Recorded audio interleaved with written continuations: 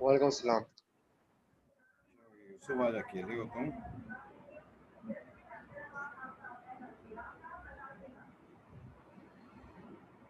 मेरा ख्याल है 2 मिनट रुक जाते हैं, कोई और ज्वाइन कर ले तो अच्छी बात है, वरना भी स्टार्ट कर देंगे। ठीक है?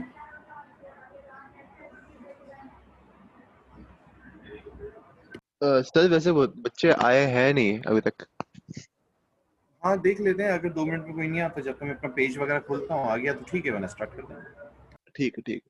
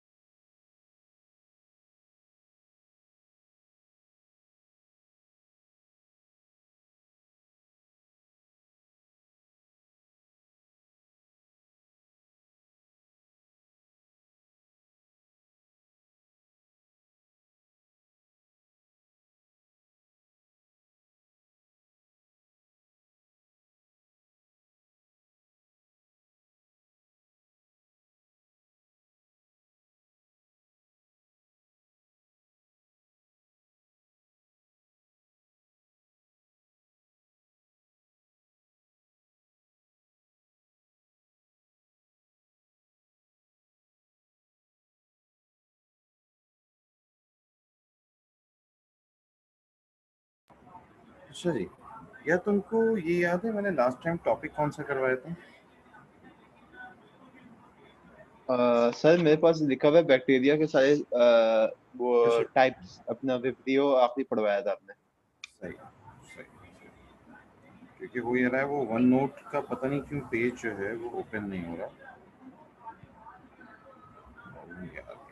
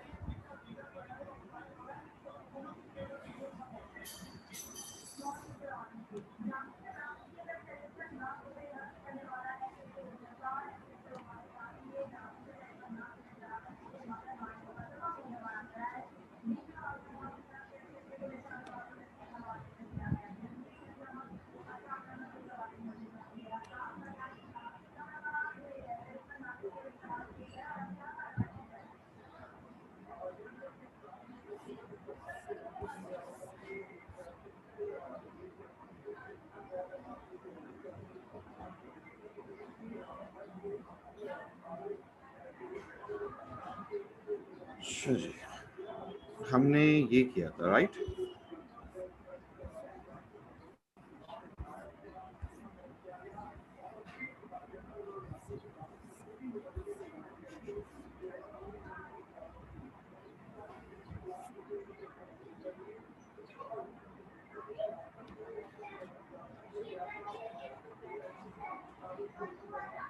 चलिए आगे शुरू करते हैं।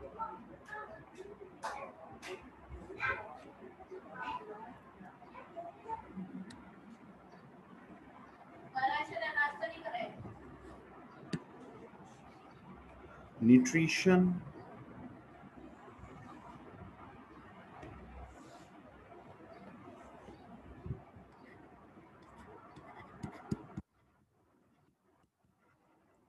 of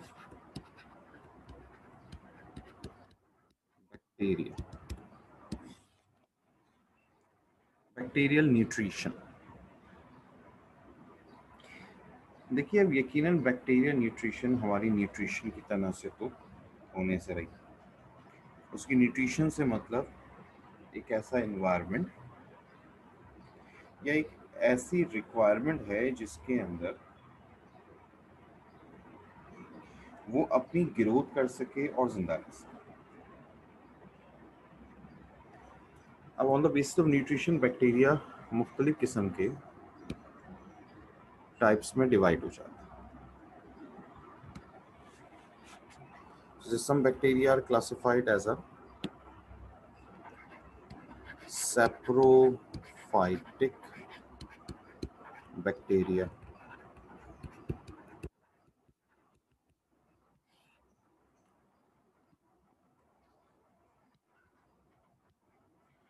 they obtain organic compounds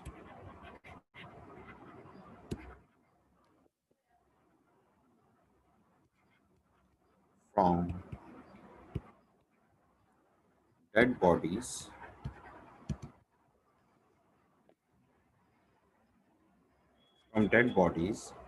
as a food, also known as decomposers.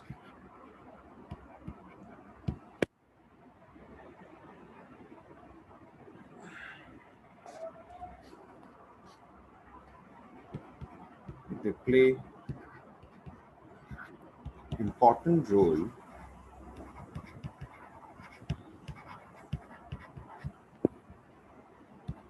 in the deposition of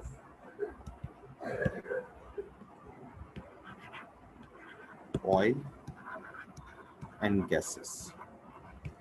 देखिए, सैप्रोफाइटिक बैक्टीरिया का बेसिक फंक्शन है कि वो डिकम्पोजिशन करते हैं। जो लिविंग्स मर जाते हैं, एनिमल्स, प्लांट्स, उनकी बॉडी के ऊपर ग्रोथ करते हैं। उनकी बॉडी से organic compounds like carbohydrate, protein, lipids, इन सबको एज अ न्यूट्रिशन के तौर पर इस्तेमाल करते हैं। क्योंकि जब उनके बॉन्ड्स टूटते हैं तो उनसे जो एनर्जी निकलती है वही एनर्जी इनकी ग़िज़ा है। इसका हमें बहुत फ़ायदा होता है क्योंकि जब ऑर्गेनिक कंपाउंड्स अलग हो रहे होते हैं तो उनका एक बहुत बड़ा हिस्सा होता है जो ज़मीन में डिपॉजिट हो जाता है in the form of oil और गैसेस। यकीनन एक लिविंग के मरने से या एक लिविंग के डिकम्पोज होने से कोई बहुत ज़्यादा अमाउंट में ऑयल या गैस डिपॉजिट नहीं होती, बट जब हंड्रेड्स ऑफ ईयर्स के बाद उस जगह को सर्च किया जाता है तो वहाँ पर हमें अच्छे खासे अमाउंट के अंदर ऑयल, गैसेस, पेट्रोल, ये सब मिल जाता है। तो हमारे लिए फ़ायदेमंद है। दूसरा, ज़्यादा डिकम्पोजिशन करते हैं तो ज़मीन भी क्लियर हो जाती है, इसलिए भी हमारे लिए फ़ायदेमंद साबित होता है। अच्छा, some are known as parasitic bacteria.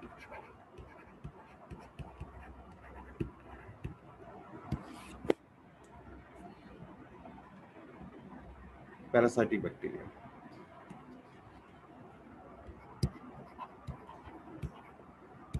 Those bacteria which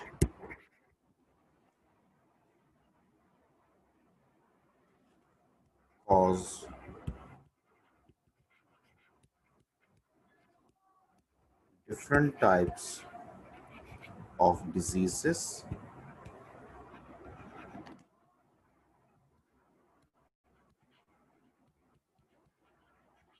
and spoilage of food। यार यकीनन ये हमारे लिए नुकसानदेह किस्म के बैक्टीरिया हैं, क्योंकि ये स्पॉइलेज ऑफ फूड कॉज कर रहे हैं और डिजीजेस कॉज कर रहे हैं, जो pneumonia, TB, cholera, diarrhoea, typhoid, तमाम बैक्टीरियल डिजीजेस ही हैं। इंसान की, एनिमल्स की बॉडी में चले जाते हैं, डिजीजेस कॉज करते हैं। ये जो फूड ख़राब होने का प्रोसेस है, मिल्क का स्पॉइल कर जाना, टोमेटोज का ख़राब हो जाना, मीट का ख़राब हो जाना, ये सब भी यही कॉज करते हुए हमें नजर आता है। गिव मी 1 मिनट बेटा, मैं इसको ज़रा चार्ज पे लगा दूँ, कि ऐसा ना हो कि लाइट चली जाए। 1 मिनट।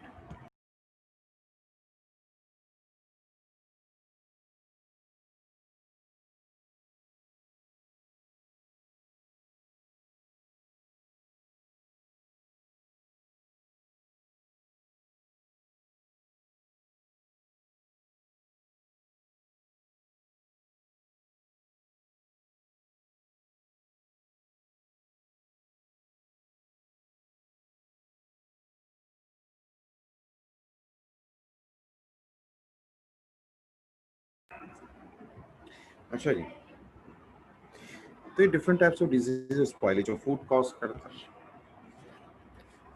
Some bacteria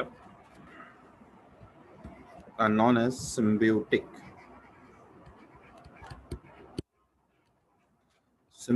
bacteria. अच्छा, अब मुझे एक बात भी साथ साथ बताइए, आप लोगों ने क्या बुक्स ले ली हैं? कॉलेज से बुक्स मिली हैं आपको? नहीं सर, अभी कॉलेज खुला नहीं है। कॉलेज मंडे से खुलेगा तो फिर जाके। Okay okay okay okay okay. तो मैं काम ये करूँगा, हाँ हाँ हाँ हाँ, फिर मैं आपको आज रात तक, अभी तो खैर बेटा ज़ाहिर है मेरी कंटिन्यू क्लासेस हैं, मैं आज या कल जो है वो आपको चैप्टर नंबर 1 जो हमने ख़त्म किया है उसकी एक प्रैक्टिस शीट आपको जो है वो भेज दूंगा आपके ग्रुप पर ही, ठीक है, व्हाट्सएप ग्रुप के ऊपर। तो उससे फिर आप लोग आराम से सॉल्व कीजिएगा, अच्छे खासे एमसीक्यूज हैं उसके अंदर, ठीक है। एंड देन फिर हम उसे डिस्कस कर लेंगे ऑन नेक्स्ट वीक, राइट? ठीक है सर। अच्छा सर, नेक्स्ट वीक से क्या हमारे ऑनलाइन ही रहेगी या कॉलेज में फिर स्टार्ट हो जाएगा? ऑनलाइन, ऑनलाइन ही होगा भाई। ऑनलाइन चलेगी। तो कुछ भी समझ में नहीं आ रहा ना यूसुफ, की उसकी वजह ये है कि न्यूज़ ज़ाहिर है तुम भी सुनते हो अभी, बस दुआ करो एजुकेशन चलती रहे यार क्योंकि अजीब ही हालत बने हुए कोरोना के, फिर वही कंडीशंस, फिर वही चीज़ें वापस नज़र आना शुरू हो गई, जो कि आना ही था यार। कोरोना कोई हलीम की देख थोड़ी थी जो अचानक ख़त्म हो जाएगा। कंडीशन तो वापस आनी थी, लेकिन पता नहीं क्या हो रहा है। तो बेहतर है कि जो व्हाट्सएप, जो ऑनलाइन चल सकता है उसको ऑनलाइन ही रखा जाए, जिस पर मजबूरी है कि फ़िज़िकल क्लासेस लेनी ही हैं उनको फिर फिजिकली रखा जाए। वैसे भी हमने ये ग्रुप जब स्टार्ट किया था तो ये डिसाइड हमने किया था कि हम इसे ऑनलाइन रखेंगे, क्योंकि यार इस साल का तो कुछ पता ही नहीं है ना कि इस साल होने वाला क्या है। तो बेटर भी यही था कि इसे ऑनलाइन रखा जाता।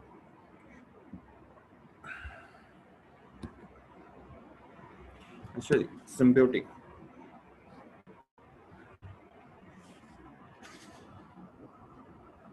symbiosis is the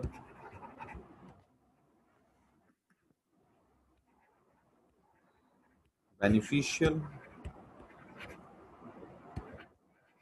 relation between host and guest।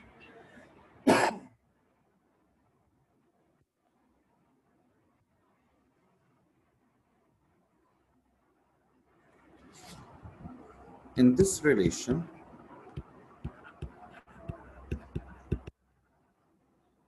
host and guest both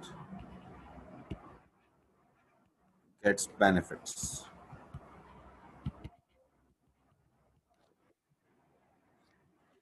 अब जैसे सिम्बियोटिक बैक्टीरिया है,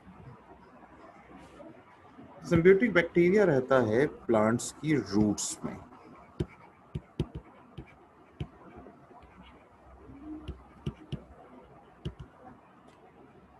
राइजोबियम।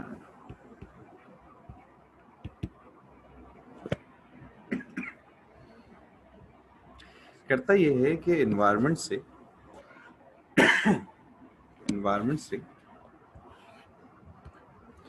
जो एटमॉस्फेरिक नाइट्रोजन है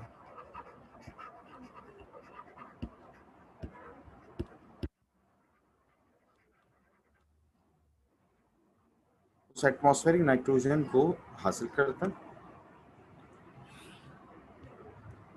और उसे कन्वर्ट करता है नाइट्रेट कंपाउंड्स में और प्लांट्स को प्रोवाइड कर देता है। देखो, प्लांट्स को ग्रोथ करने के लिए नाइट्रेट की शदीद जरूरत है, लेकिन प्लांट्स के अंदर नेचुरली ये एबिलिटी नहीं होती कि वो नाइट्रेट बना सके। उनमें वो एंजाइम ही नहीं होते कि वो एटमॉस्फेयर की नाइट्रोजन को लें और उसे नाइट्रेट में कन्वर्ट कर पाए। तो चूंकि उनमें ये एबिलिटी मौजूद ही नहीं होती, सो ये काम करते हैं बैक्टीरिया। बैक्टीरिया यही करते हैं कि वो एटमॉस्फेयर से हासिल कर लेते और एटमॉस्फेयर से हासिल करने के बाद उसे कन्वर्ट कर देते हैं नाइट्रेट के कंपाउंड्स में और प्रोवाइड कर देते हैं प्लांट्स। इसका उन्हें फायदा होता है, काफी फायदा होता है। प्लांट्स को तमाम की तमाम नाइट्रेट मिल जाती है और इसके बदले में उन बैक्टीरिया को फूड मिल जाती है, क्योंकि प्लांट्स फोटोसिंथेसिस का प्रोसेस करते हैं, सो ये अपनी फूड को खुद प्रिपेयर करते हैं। चूंकि ये अपनी फूड को खुद प्रिपेयर करते हैं, सो दैट्स व्हाई इनको इजीली अवेलेबिलिटी हो जाती है फूड की, ये प्लांट से एब्जॉर्ब करने की कंडीशन में आ जाती है।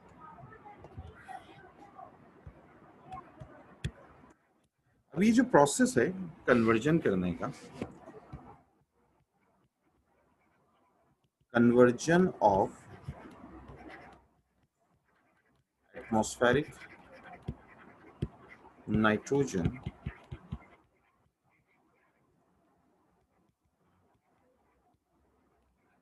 into nitrate compounds called nitrogen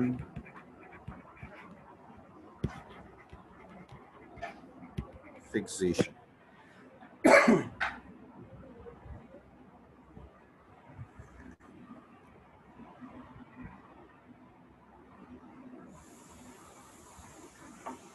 nitrogen fixation.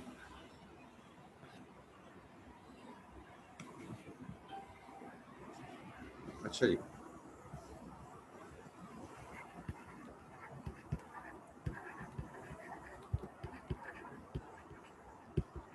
Photosynthetic bacteria.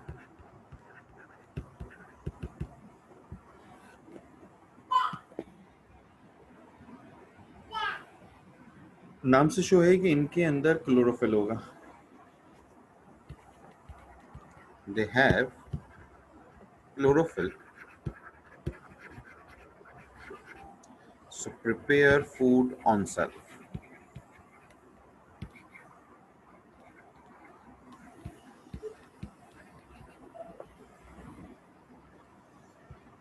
By the process of photosynthesis. But एक मसला है, इनकी इक्वेशन जरा देखो।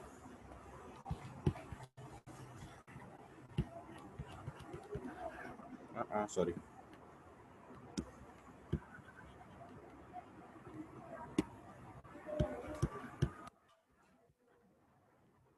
CN H2N ON S2 कुछ डिफरेंट है ये प्लांट्स की फोटोसिंथेटिक इक्वेशन से या सेम है?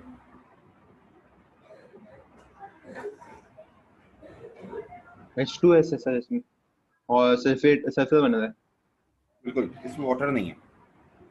जो प्लांट्स की इक्वेशन होती है वो होती है H2O प्लस कार्बन डाइऑक्साइड, तो बनता है C6H12O6 यानी CnH2nOn plus oxygen gas release होती है।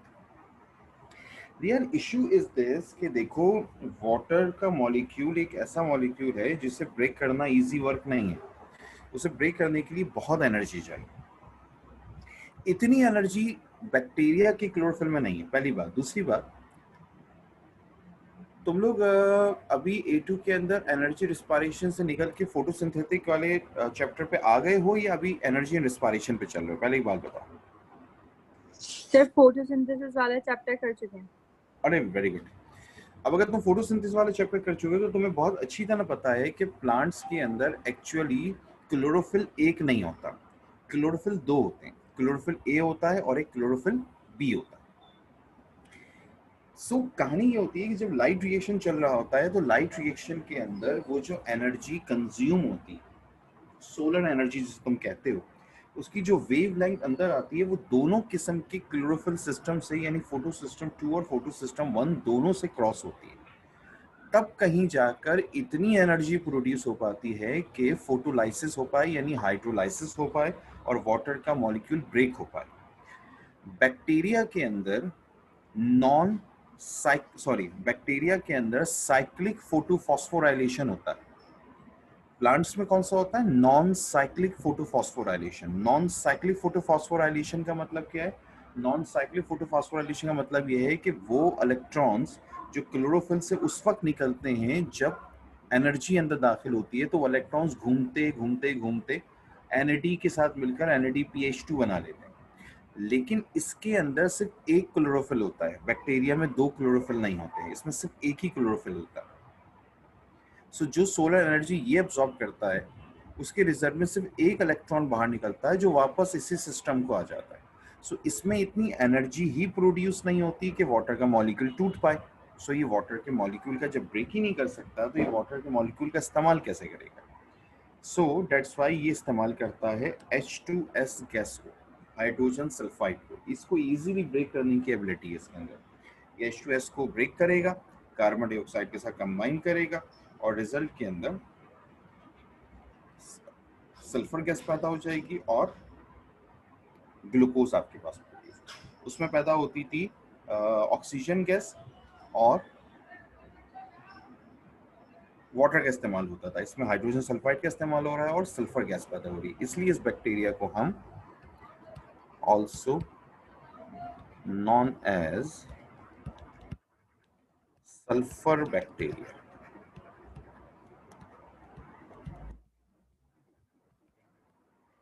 और क्लोरोफिलिक बैक्टीरिया भी कहते हैं।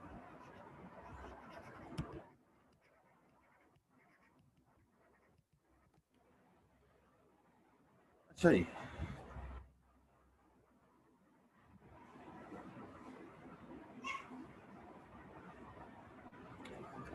some bacteria known as chemosynthetic.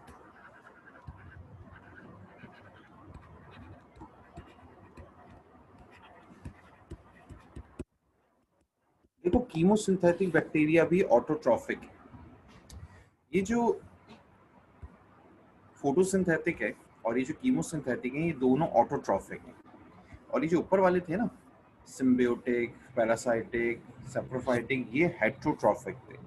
Heterotrophic मतलब which are not prepare food on self, और कीमोसिंथेटिक और photosynthetic prepare food on self. तो कीमोसिंथेटिक बैक्टीरिया भी अपनी फूड को खुद ही प्रिपेयर करते हैं।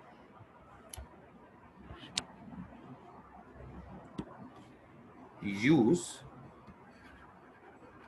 Chemical energy for the production of food. यार देखो, ये जो फोटोसिंथेटिक बैक्टीरिया है ना, इनकी कहानी सिर्फ इतनी सी है कि इनमें क्लोरोफिल है। सोलर एनर्जी इनमें दाखिल होती है, कन्वर्ट होती है केमिकल एनर्जी में। वो केमिकल एनर्जी इनके अंदर कार्बोहाइड्रेट की प्रोडक्शन कर देती है। कीमोसिंथेटिक बैक्टीरिया में क्लोरोफिल नहीं है, ये सोलर एनर्जी कंज्यूम नहीं करते, ये डायरेक्ट केमिकल एनर्जी लेते हैं और उससे फूड बनाते हैं।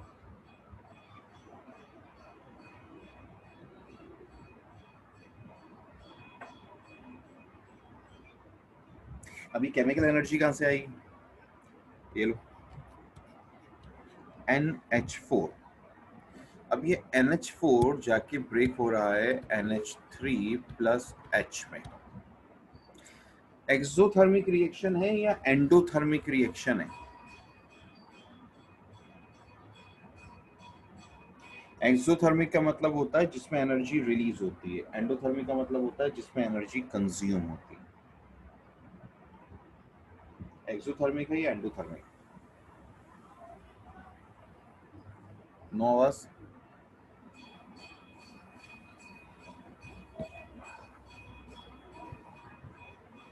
मैसेज आ रहा था। अच्छा,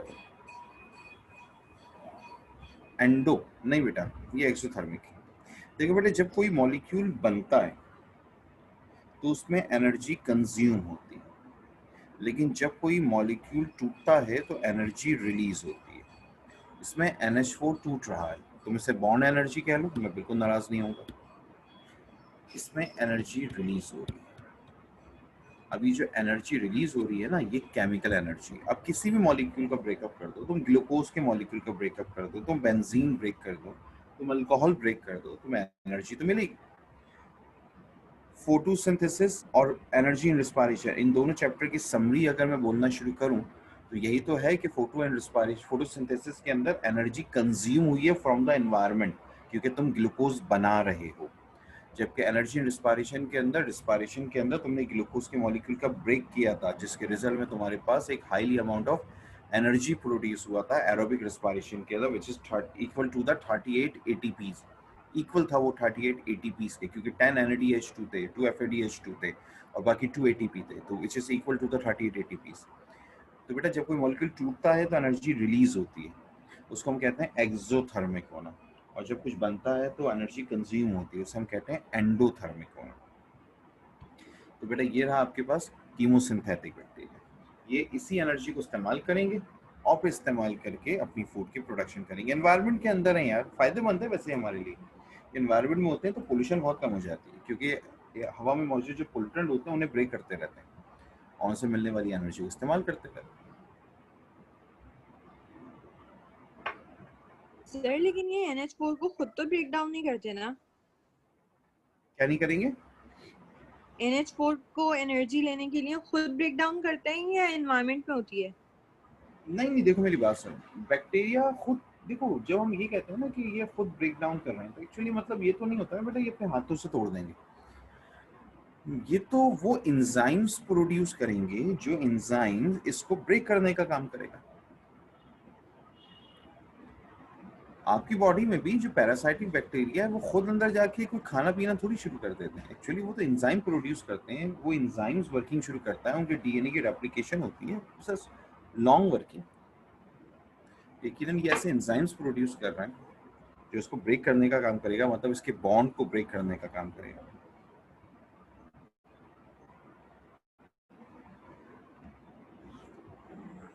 हाँ, अगर तुम ये कहना चाह रही हो कि एनवायरनमेंट के अंदर ये मॉलिक्यूल टूटते होंगे और इनसे निकलने वाली एनर्जी को ही कंज्यूम करते होंगे, या फिर ऐसा है कि ये तोड़ते हैं, अगर इस सेंस में पूछ रही हो तो बेटा ये दोनों बातें सही।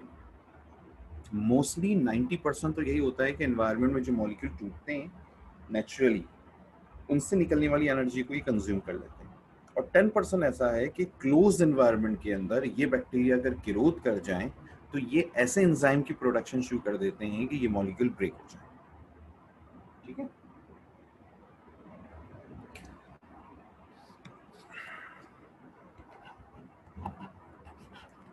respiration of bacteria.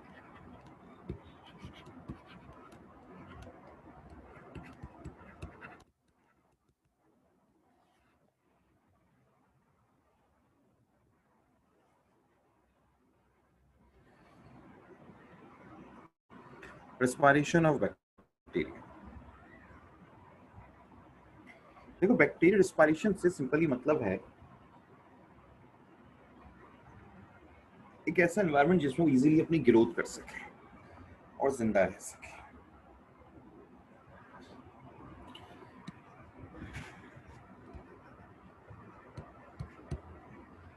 Bacterial respiration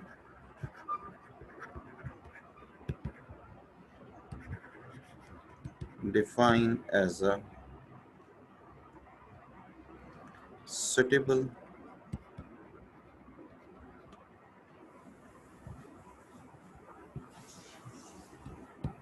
environment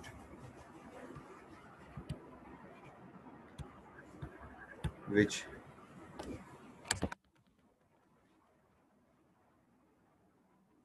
required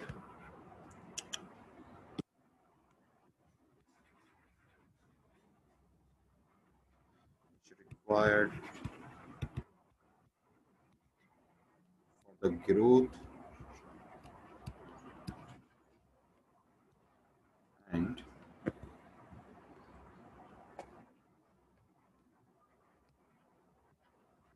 energy. तीन किस्म के हैं, aerobic bacteria,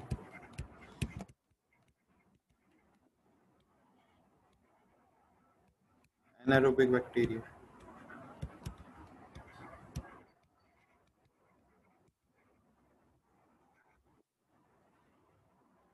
micro aerophilic bacteria.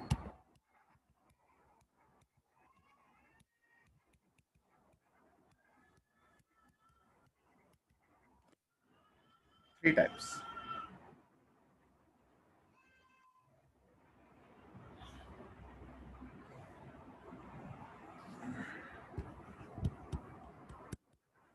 Aerobic bacteria.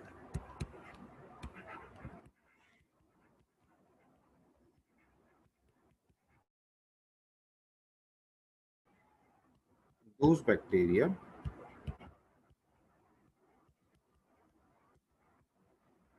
which show the growth and life in the presence of oxygen. देखो बेटा, यहाँ ग्रोथ से मतलब मल्टीप्लिकेशन है। बैक्टीरिया हमेशा जब रिप्रोड्यूस होने लगते हैं तो वो मल्टीप्लाई होते हैं, 1 से 2, 2 से 4, 4 से 8, 8 से 16, 16 से 32, 1 to 2, 2 to 4, 4 to 8, 8 to 16, 16 32, 32 to 64। Bacteria हमेशा मल्टीप्लाई होता है, बैक्टीरिया कभी प्लस नहीं होता। मतलब अगर मैं तुमसे ये कहूँ कि यार अगर हर 10 मिनट के बाद, आफ्टर एवरी 10 मिनट्स, एक बैक्टीरिया अगर हर 10 मिनट के अंदर, नहीं कैलकुलेशन नहीं बनेगी, रुक जाओ।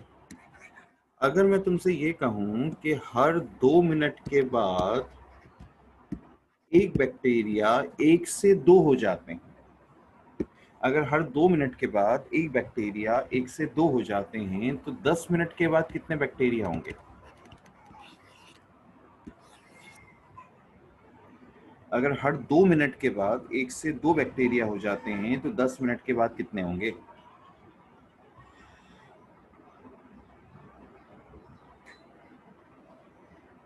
क्या कहते हैं आपको?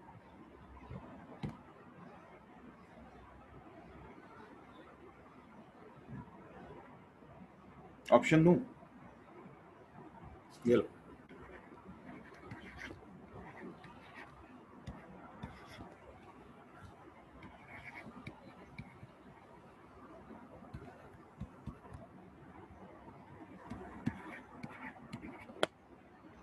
Choose one.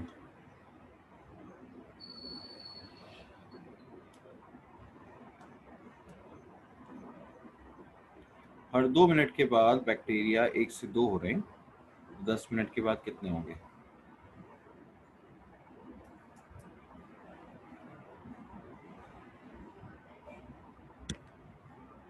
अरे क्या हो गया, आवाज नहीं आ रही मेरी? बिल्कुल खामोशी क्यों है?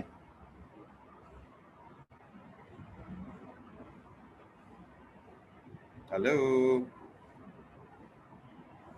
Sir b. हाँ बेटे, sir b. B is the answer. Okay, और कोई कुछ कहेगा भाई? सर मेरे पास ई आ रहा है मल्टीप्लाई के बदले, और ई क्या करूं? सी ई क्या ई 64। अच्छा ठीक है बेटा, ठीक है। और ये 2 आंसर होगा भाई, बाकी एक बच्ची कहीं सर रह आप गई। एक मिनट क्वेश्चन रिपीट करेंगे? ओके बेटे, हर 2 मिनट के बाद, after every 2 minutes, bacteria divide हो रहा है और 1 से 2 हो जाते हैं, तो 10 मिनट्स के बाद कितने हो जाएंगे?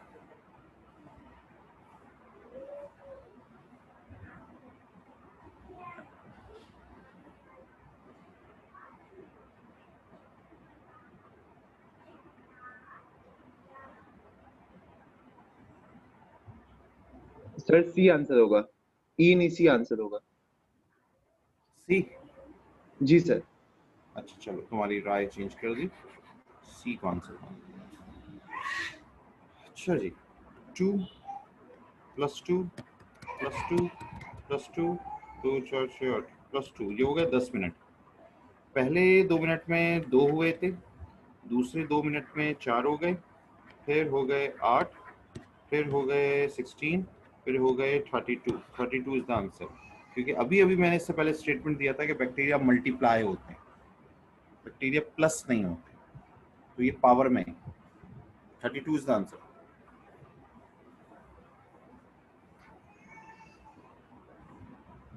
ओके, एमसीक्यूज है ये।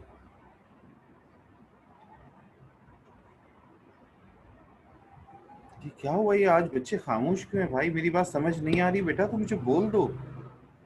नहीं सर, वो लिख रहे थे। सैयदा जैनब आबिदी। Yes sir. बेटा क्लियर हो रहा है? जी जी सर। क्या आज नींद आ रही है?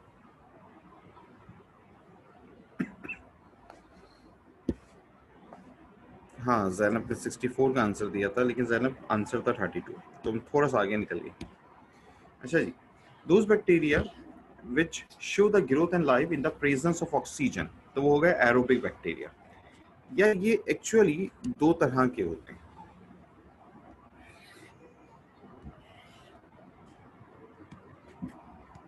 Facultative aerobes, obligate aerobes. बेटा फैकल्टेटिव एरोब्स और ऑब्लिगेट एरोब, देखो ये दोनों टर्म्स पहले समझ लो। जब कभी आप किसी भी नाम के आगे फैकल्टेटिव की टर्म लगे देखें, तो समझ जाइएगा कि ये अनफेवरेबल कंडीशन में ग्रोथ करने की, सॉरी, अनफेवरेबल कंडीशन में जिंदा रहने की एबिलिटी रखता है। और अगर कहीं पर आप ऑब्लिगेट की टर्म लगे हुए देखिए, तो ये भी समझ जाइएगा कि ऑब्लिगेट का मतलब है कि ये अनफेवरेबल कंडीशन में सरवाइव करने की कंडीशंस नहीं रखता। ठीक है? अच्छा, मैं दोबारा रिपीट करता हूँ। फैकल्टेटिव का मतलब ये है कि वो अनफेवरेबल कंडीशन में सरवाइव करने की एबिलिटी रखता है, और अगर कहीं पर हम ऑब्लिगेट की टर्म यूज करें, इसका मतलब ये है कि वो अनफेवरेबल कंडीशन में सरवाइव करने की एबिलिटी नहीं रखता। मैंने ऊपर नाम क्या लिखा? Aerobic bacteria. एरोबिक बैक्टीरिया का मतलब है कि they show the growth and life in the presence of oxygen. But when we want to discuss about facultative aerobes, तो हम इसकी डेफिनेशन में लिखेंगे कि show growth and life in the presence of oxygen, but can also survive when oxygen is low amount or temporary absent. Obligate में हम लिखेंगे show growth and life only in the presence of oxygen, क्योंकि इसमें survive करने की ability बिल्कुल नहीं है। अगर तुमने ऑक्सीजन को कम किया तो ये मर जाएंगे। देखो फैकल्टेटिव भी ग्रोथ नहीं कर रहे हैं, मल्टीप्लिकेशन नहीं कर रहे, फैकल्टेटिव भी उस एनारोबिक कंडीशन में जो कि टेम्पररी है, जिंदा है, बस जिंदा है। कुछ देर तक इंतजार होगा, अगर तब भी ऑक्सीजन नहीं आई तो यकीनन ये भी मर जाएंगे। उसी तरह anaerobic bacteria, anaerobic bacteria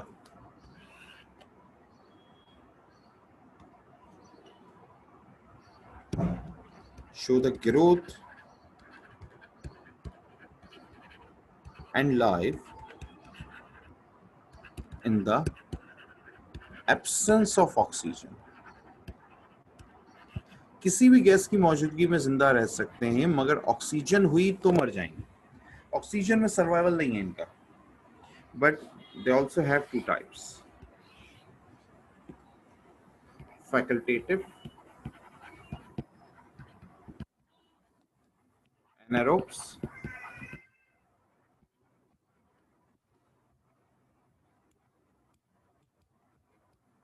obligate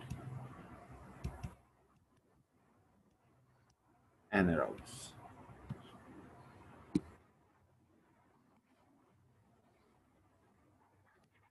show the growth and life in the absence of oxygen, but can also survive in the temporary aerobic condition। अगर ऑक्सीजन हुई तो सर्वाइव कर लेंगे, मरेंगे नहीं, बट कुछ देर तक।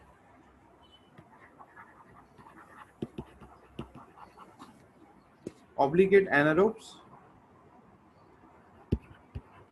show growth and life only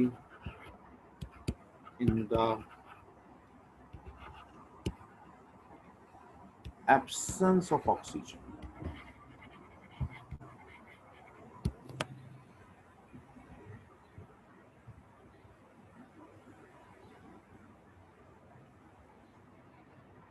ठीक है जी।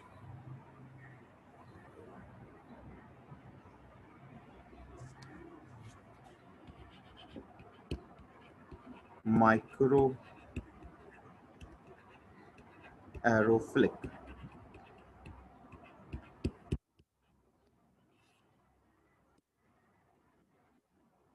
इनकी बहुत छोटी सी कहानी है, ना तो ये एरोबिक है ना ही ये एनारोबिक है। अगर तुमने इनको 40% से ज्यादा ऑक्सीजन दे, सॉरी, इनको अगर तुमने 40% से कम ऑक्सीजन दे दी तो ये मर जाएंगे, और अगर तुमने इनको 60% से ज्यादा ऑक्सीजन दे दी तब भी ये मर जाएंगे। ये मिनिमम अमाउंट ऑफ ऑक्सीजन में जिंदा रहते हैं। ज्यादा दोगे तब भी मर जाएंगे, उससे कम दोगे तब भी मर जाएंगे। ये आमतौर पे आपको नजर आते हैं एल्टीट्यूड्स के ऊपर, ये आपको माउंटेन्स वगैरह पे नजर आते हैं, वहीं पे ग्रोथ करते हुए आपको इजीली नजर आते हैं। तो ये आमतौर पे जमीन पर नॉर्मल कंडीशन में ग्रोथ नहीं।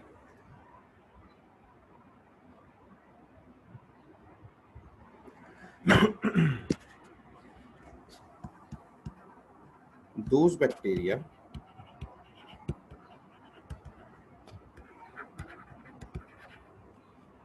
which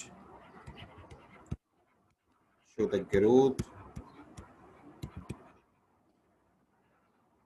and life in the minimum amount of oxygen। अब मुझे बात बताइए, ये एनारोबिक बैक्टीरिया होंगे कहाँ? जमीन पे तो हर जगह ऑक्सीजन।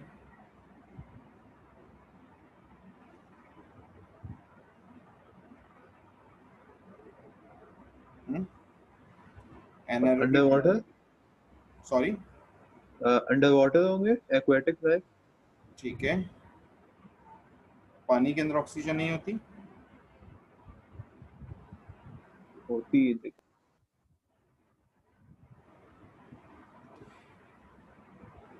तुम्हारे स्टमक के अंदर भी जो बैक्टीरिया होते हैं ना, वो ऑब्लिगेट एनारोबिक ही होते हैं,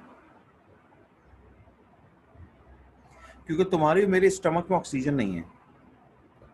हमारे स्टमक में जो पेप्टिक अल्सर कॉज करने वाला बैक्टीरिया होता है ना, उसका नाम होता है पायलोरोबैक्टर।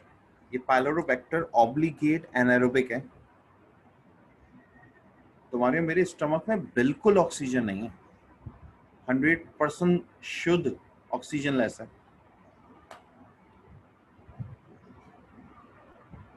तो वहां पे जो बैक्टीरिया है वो भी ऑब्लिगेट एनारोबिक है। और जमीन के अंदर डिकम्पोजिशन करने वाले ये जो सेप्रोफाइटिक बैक्टीरिया होते हैं, ये भी ऑब्लिगेट एनारोबिक ही होते हैं, क्योंकि जमीन से 3-4 फुट अंदर जाओ तो ऑक्सीजन नहीं होता। चलो भाई जरा इसकी वो लेना, स्क्रीन शॉट्स लेना, क्योंकि आज मैं क्लास छोटी लूंगा यार। यहाँ से यानी आज मैं 12 बजे ऑफ कर रहा हूँ।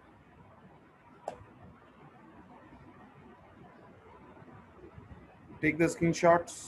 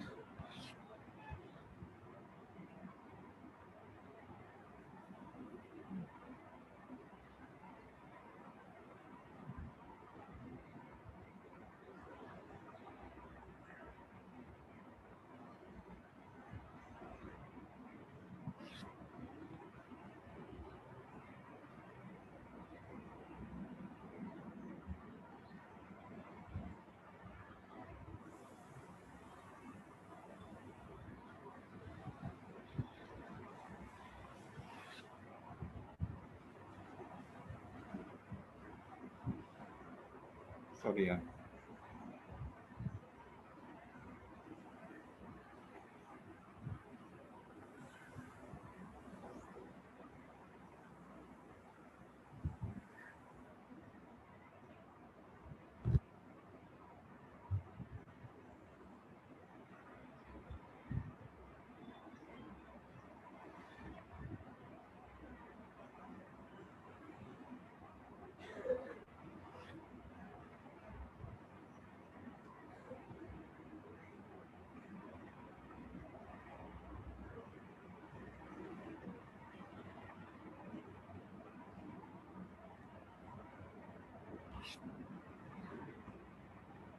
अच्छा जी यार, आज मैं क्लास को छोटा ले रहा हूँ, एंड द रीजन इज के अभी वो जो मौजूदा बैच है ना, जो प्रेजेंटली बैच चल रहा है एप्टीट्यूड टेस्ट का, उनके फॉर्म आ गए हैं एनटीएस के, तो मुझे बस थोड़ा सा आज उनको गाइड करना है, इसलिए आज जो है वो थोड़ा सा मैं जल्दी ऑफ कर रहा हूँ। कल बिल्कुल यकीन रेगुलर टाइमिंग में क्लास होगी, वही 11 से 12:30 तक, ठीक है। और मैं इसके एमसीक्यूज की एक लिस्ट भेज दूंगा आपको, चैप्टर नंबर 1 की। चैप्टर ये जो चैप्टर 6 चल रहा है पूरा होगा तो हम इसके साथ ही फिर उसको भी करेंगे, इसमें डिटेल थोड़ी ज़्यादा है। यहाँ तक किसी का कोई सवाल तो बताइए। नहीं सर, कुछ सवाल तो नहीं है। चलो ठीक है, फिर मिलते हैं इंशाल्लाह कल, फिर कंटिन्यू करते हैं, ठीक है। अल्लाह हाफ़िज़।